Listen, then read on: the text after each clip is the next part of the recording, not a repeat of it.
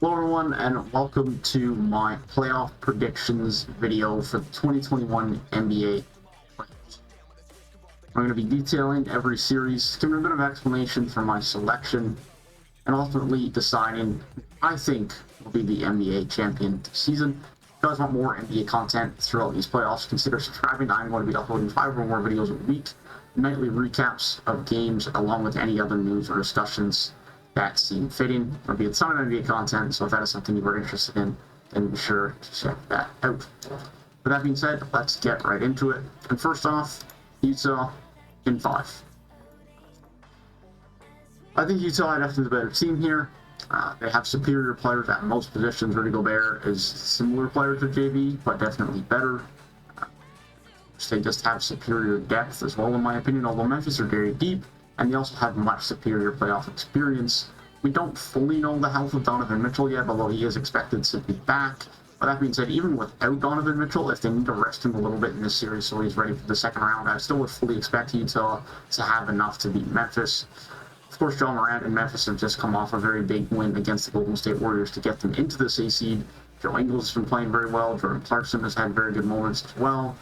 And you have Bogdan Bogdanovic, Gobert, who's been very good. Mike Conley should be back, ready to roll as well. I think this Utah team's experience is really going to help them as well. So I think this should be a comfortable series win for Utah. Now it should be a much closer series. Clippers versus Dallas, a rematch of last year's first round matchup. And this is the Clippers for me, and it's the Clippers, I think 6. The Clippers have that second All-Star. Paul George is obviously greater than Kristaps Porzingis, and that's a big part of this. Luka Doncic will definitely win a couple of games for Dallas, and their improved defense will definitely help them. They now have Tim Hardaway Jr. Tim Hardaway Jr. will not be covering Paul George. Josh Richardson will, and they have Dorian Finney-Smith to throw on Kawhi Leonard. So both of their stars have fairly high-level defenders on them at most point in times in this series. Ultimately, I think the Clippers just have more. They have a much better defense. The Mavericks defense still isn't great, although they have improved it. And now they have playoff Rajon Rondo on the roster, which I think is going to be a big help to them as well. Moving on to the Phoenix-LA Lakers series. Suns fans, I genuinely feel bad for you. I like the Suns team a lot. I'm very excited to see them make a run in this year's playoffs.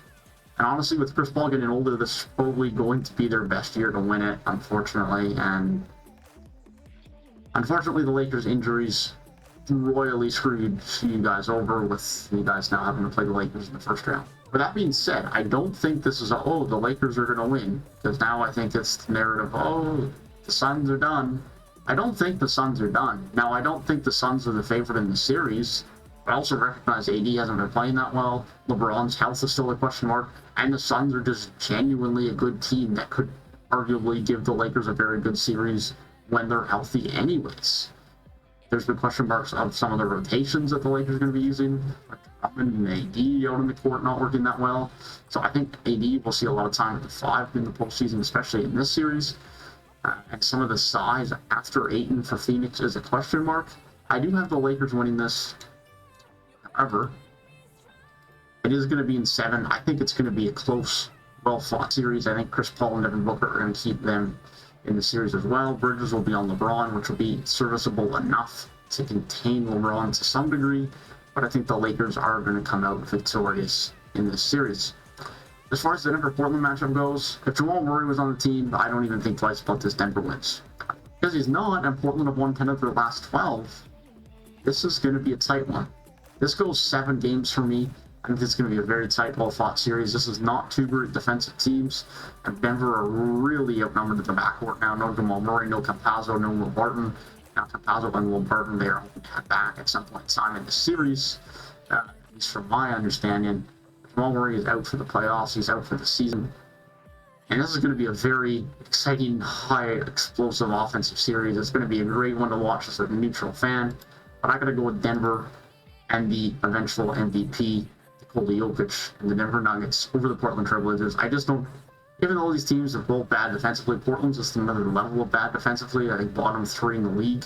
I trust Nikola Jokic and Michael Porter Jr. to do their thing, even though they are so thin.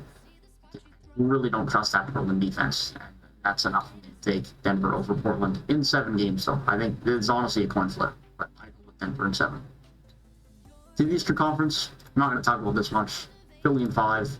I think Beal and Westbrook might win the one game, but the 76ers are just a better team, more experience. They're just a better team. It's just factual. And same thing here in Brooklyn in 5 over Celtics. I think Tatum and Kemba might win them a game, but that's going to be about it. This is just going to be a 4 or 5 game series for Brooklyn. Get to just gain more chemistry, more continuity within that group, and that's kind of about it. Without Jaylen Brown, Boston just don't have anywhere near the roster to compete. They don't have depth at all. They need to retool and add some depth somehow on this roster, and just add a bit more passion. But inevitably, that's Brooklyn series. Now, the 2 fun series in the Eastern Conference: Milwaukee Bucks against the Miami Heat, and New York Knicks against the Atlanta Hawks. Let's talk about the Knicks and the Hawks first. There's 2 teams that haven't seen the playoffs in quite a few years. So these teams have very little experience. I mean, like, next to 0 experience. Tom Thibodeau is the experience in this series, and he's the head coach of the New York Knicks, which could help. But the Knicks' offense is a real question mark for me. Obviously, the Knicks' defense has been one of the best in the league this season. But their offense, after RJ Barrett, Julius Randle, and Derrick Rose on some nights, is absolutely non-existent. And that means when those guys don't perform well, things can get ugly. From the Atlanta Hawks standpoint, they have a lot more options. Trae Young, Bogdanovic has been their most consistent scorer since he's been back from injury, in my opinion. They have the likes of John Collins. DeAndre Hunter is hopeful to be back, ready to go. And if he can start playing well, then that is going to be very good for them as a 3 and D on both ends guy, as well as all the other options they have. Lou Will is coming off the bench for them. I think Atlanta just has that much more depth on defense and depth on offense. Surely their defense is not as good, but I have real concerns about the Knicks' offense in the playoffs. So I go with the Hawks in 7. It's going to be a close series, I have no doubt about it. The Hawks are my choice. For the Bucks against Miami, it's the rematch of the series that sent Milwaukee home last season. But I think the Bucks are a bit more equipped this season with Jrue Holiday being on the roster. Their scheme changing a little bit to the point where they don't allow as many open threes. And Miami have an older, not as good Goran Dragic as last season. And I don't suspect Tyler Hero's going to play as good as he did in the Milwaukee series last year. So I take Milwaukee, and another well-fought battle between these 2 teams, but I take Milwaukee in 6. Staying in the Eastern Conference, Philly have an easy road to the conference finals, in my opinion.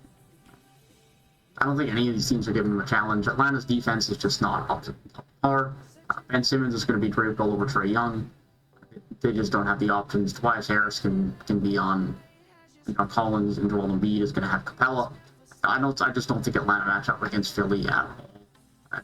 Capella against Embiid is decent, but from Atlanta's offense, this is going to run into a very good defensive team, and I don't think they have enough. I think Philly win that comfortably. Milwaukee-Brooklyn is going to be the fun one. Milwaukee, of course, has been trying to get to the Eastern Conference Finals. They've been trying to get to the NBA Finals for the last few years now. They've locked up Giannis. They made the big move to bring Jrue Holiday to try and make the NBA Finals a possibility. And then Brooklyn went and got James Harden and just screwed everything up for everyone in the Eastern Conference. This is going to be home court advantage for Brooklyn as well, which is also an important thing to consider. And so with that being said, I think this is going to be a close series. But if Brooklyn are healthy, they have a series to get a bit more continuity. I think Brooklyn win this in 6. And arguably, I think they probably could be 5. Don't think Milwaukee are near the talent level of Brooklyn. I think Giannis and Middleton and Jrue Holiday are great, but they're not KD, Kyrie, and Harden. Have the likes of Joe Harris on the roster as well. It's going to be great. Jeff Green has been very good. Shamit has had great moments. Brooklyn are just a superior team, and I think they get past the Milwaukee Bucks. Moving back to the West, I don't think the Denver Nuggets without Jamal Murray have any shot at beating Denver. I just don't think they do at all. The matchup for LeBron is going to be Aaron Gordon, which Aaron Gordon's not terrible defensively, but I don't love that. I think LeBron's going to have a comfortable one there. Which means AD is going to be against Jokic, and Jokic is going to have to cover out on the perimeter a bit more. He has to be involved out on the perimeter. It's not as good. His movement and defense has improved significantly, but he's still not great when he has to be up picking rolls and dealing with coming out on the perimeter. It's just not his team. So I think that the Lakers get past in Denver relatively comfortably. But this Utah Clipper series is where it gets interesting for me. I think the gut instinct is to just say the Clippers. But then again, is Donovan Mitchell healthy and ready to go? Because if he is, I think this is a really, really close series. And I think you could argue either way. The issue being is who gets covered by Paul George for Utah. I don't know. I think there's a bit of a lapse. There's probably Conley, which isn't great from a size standpoint. Bogdanovic could get that assignment as well, but if I had to pick someone, I'd probably go with the Clippers. Honestly, I feel so torn about that series. I think it goes 7. I think it's a very close series, but I think I take the Clippers to have what we hoped to have last year in the Western Conference Finals, which is the Battle of LA. The Lakers against the Clippers. This is another one where I just don't know. Kawhi Leonard's going to be against LeBron. Paul George is going to have KCP on him. AD is most likely going to have Zubac on him, I guess, which is a bit of a weird matchup. Because Zubac just kind of likes to stay put in the paint. So AD might be the guy in that series, but Zubac is going to have good size against him as well. Both teams have some solid depth. So the Lakers bench has had some players with questionable performances lately. Schroeder coming back hasn't looked great so far. Now, the Lakers will have C series up to this point, so their continuity, their chemistry, their guys should be in much better form. It's going to go 7. It's got to go 7. It's got to go 7 for me. It definitely could go 6, but it's got to be 6 or 7. But I think it's the Lakers who inevitably win it. I think it's the Lakers in 7. But you could definitely convince me that it's the Clippers, just like you could convince me that it's Utah coming out here. As far as the Eastern Conference Finals go, Brooklyn and Philly. That's tough. That's tough. Ben Simmons probably guards KD. And then you're going to have... What do they have on Kyrie and Harden? Maybe Ben covers Harden, and then Tobias gets KD, and then Irving is the guy they kind of have to... Does Kyrie get Danny Green on him? They're probably going to try and hide Curry on Joe Harris, so probably. But then the big question mark is what the heck did Brooklyn do against Embiid? Because, I'm sorry, but Nicholas Claxton or DeAndre Jordan are not suitable matchups for Embiid. They're just not. Claxton's great defensively, but he doesn't have the size to deal with Embiid, in my opinion. Tobias Harris is going to be covered by KD, which is fine. And then Ben Simmons...